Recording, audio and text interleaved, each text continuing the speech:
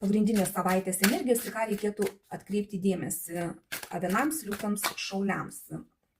Bendras fonas, pagrindinė savaitės energija ateinančią savaitę, pagrindinė jūsų nuotaika, jūsų nusiteikimas koks bus, kas ateina į jūsų gyvenimą, darbai, jūsų veikla, finansai, santykiai tiems, kas porose, kas jūsų laukia ateinančią savaitę. Vienišiems, kokia tikimybė susipažinti ateinančią savaitę. Ką verta paleisti? Kas teiks džiaugsmą? Ko pasisaugoti? Ir patarimas, kaip ateinančią savaitę praleisti kuo geriau. Ką kortos pataria. Bendras savaitės fonas kardu 2. Būsite nusiteikę apgalvoti kažkokias tai pasirinkimus ir iš tikrųjų čia jums mažai informacijos bus ir jūs žinosit, kad reikia daryti pasirinkimą, bet to pasirinkimo dar nedarysite, nes iš to, iš ko jums reikia rinktis, jums nelabai tinka. Nei vienas, nei kitas kelias jums nelabai prie dūšios, todėl jūs galbūt dar vengsite arba tiesiog bandysite dar informacijos kažkiek tai pasirinkti. Tuo labiau, kad vidinis nusiteikimas bus irgi ieškoti informacijos, čia toksai netgi šnipinėjimas gali būti, tikrinti tai, ką gaunate, kokią informaciją gaunate. Ir vidinis toks nusiteikimas bus, kad norėsis netgi galbūt kažkur tai pašnipinėti, pašmaikštauti, truputį gal įkasti kažkam tai, netiesioginio perkeltinė prasme, bet čia toksai priekabių ieškojimas gali būti, tas toks vidinis nusiteikimas, kai jums norėsis kažkur tai pasiknaisioti, pasiieškoti kažko tai dar, ko nežinote. Čia labai svarbu neįlysti į pletkų lygį, nes reikia tikrinti informaciją, kokią gaunat. Tai tas vidinis toksai nusiteikimas, neklausykit visko, kas aplink jūs yra kalbama, tiesiog tikrinkit informaciją, tai čia irgi yra labai svarbu.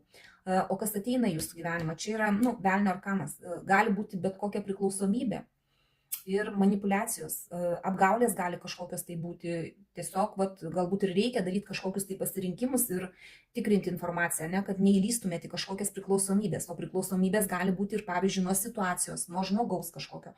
Nebūtinai čia kažkoks tai alkoholis, narkotikai ar ten rūkymas, kaip pavyzdys. Čia gali būti ir žmonės, ir manipulacijos.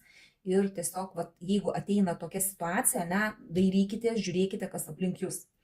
Jeigu kažkas siūlo kažkokius tai galbūt pasiūlymus, neskubėkit jų priimti, aiškinkite situaciją, aiškinkite informaciją, nes ne viskas taip gražu, kaip jums gali pateikinėti. Nes už velnio visą laiką slypi ir už bet kokią situaciją reikės susimokėti. Jeigu ir pasiūlymas yra gražus ir geras, galite gauti kažkokią tai naudą, bet paskui gali tekti susimokėti už tą gerumą. Tai tą įsivertinkite tiesiog ateinančią savaitę, nes ateina po truputį tokie dalykai pas jūs. Tuo labiau čia pasirinkimus reikia kažkokius tai daryti, turėkit minty. Jūsų darbai, jūsų veikla, tai čia bus gražus jausmas darbuose, busite nusiteikę truputį gal ir pasimokyti, priimti kažką tai naujo, darbuose pinigėliai nedideli, galbūt tokie kaip visada, bet nieko papildomo negausit. Čia netgi labiau panašu į kūrybinį darbą, jeigu kažkas tai dirbate, kažkokią tai veiklą su kūryba susijusi, tai ten turėtų būti gal ir neblogai. Kolektyve, jeigu kas dirbate, irgi visai puikiai seksis. Mokėsit prisitaikyti, prisiderinti darbuose, čia toks lankstumas yra. Naujų pasiūlymų gali būti, bet tie pasiūlymai ne visai tokie, kokių tikitės, čia dar gali reikti pasimokyti, nes jeigu ir bus kažkoks tai pasiūlymas darbo, tai ne visai tas, ko jums reikia. Tiesiog turėkit ir tai minty. Toliau žiūrime santykius, kas porose.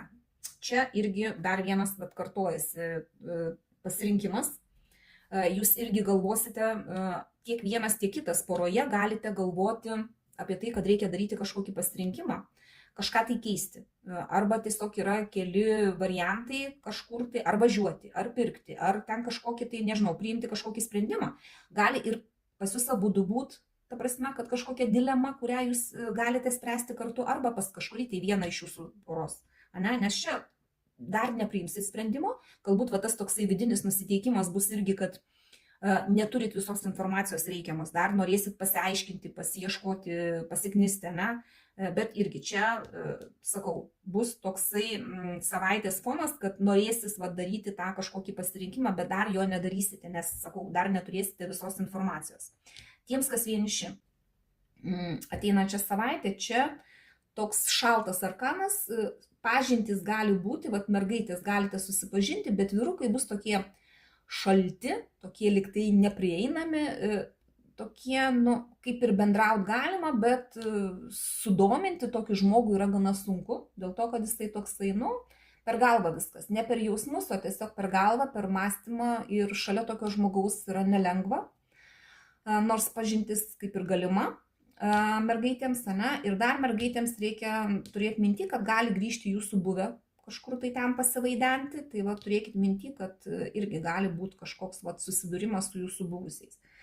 Ką vertėtų paleisti iš jūsų gyvenimo ateinančią savaitę? Čia gali būti dokumentų tvarkymas kažkoks, gali būti kažkokių sutarčių pasirašymas, tai galbūt reikėtų ateinančią savaitę užsibaigti su šitais reikalais, ne, ir paleisti jau galiausiai, ne, priimti kažkokius sprendimus ir pamiršti, palikti jau praeityje, paleisti, nebesėdėti prie kažkokių dokumentų tvarkymo ar ten dar kažko tai permastymo, strategijų kūrimo, pergalvojimo.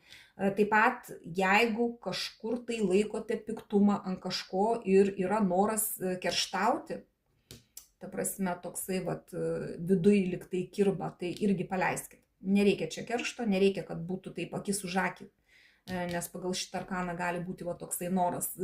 Tiesiog palikit likimui spręsti tokius dalykus. Čia tiems, kurie tikrai turi kažką tai laiko savyje, tokį nešasi, tą tokį nuoskaudą kažkokią, tai geriau ją paleisti.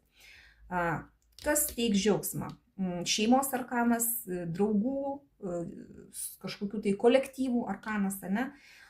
Teiks džiaugsmą arba šeimos nariai, giminaičiai, galbūt, ne, ten su tėvais galite bendrauti, dar gali būti, kad kažkokias investicijas galite daryti finansinės, pirkinius didesnius tokius, kurie jau tokie apčiuopiami. Gali teikti džiaugsmą. Palikimas gali būti kai kam, ne, nes vis dėlto tai yra bendras kortų skaitimas. Tai kas liečia pagal šitą arkaną, tai džiaugsmą teiks, ne, bet vėlgi, netgi šeimos kažkoks pasisėdėjimas gali teikti džiaugsmą, nes čia irgi pagal šitą arkaną gali būti. Ko pasisaugoti? Bokšto arkanas krenta. Pykčių, iš tikrųjų, tokių, kad iš niekur liktai kaip iš giedro dangaus griaustinis, ne? Kai būna, atrodo viskas gerai ir iš nieko tas pyktis atsiranda, tai tokių venkit, pasisaugokit.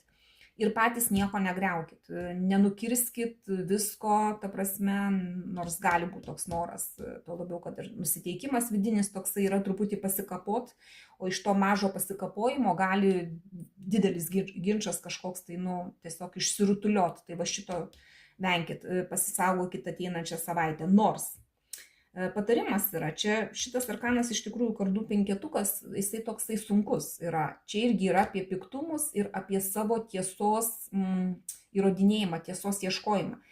Bet jeigu jisai krenta vis dėlto kaip patarimas, tai čia reikėtų ieškoti tiesos, tik pasisaugot galbūt to lipimo per galvą. Galbūt kažkaip tai truputį save įkišti kažkokius tai rėmus, kad nebūtų labai jau aršus tas teisybės ieškojimas, ne?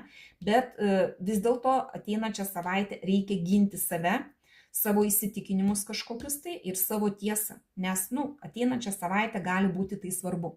Tai va, nemažai kardų sukrito ateinančiai savaitę, gali būti tokia, sunkoka savaitė, bet vėlgi, turėdami minty, ko reikėtų pasisaugoti, į ką atkreipti dėmesį, galbūt tą savaitę praeis visai neblogai. Bent jau to aš jums linkiu, dėkoju už jūsų laiką, širdutes ir iki sekančio karto.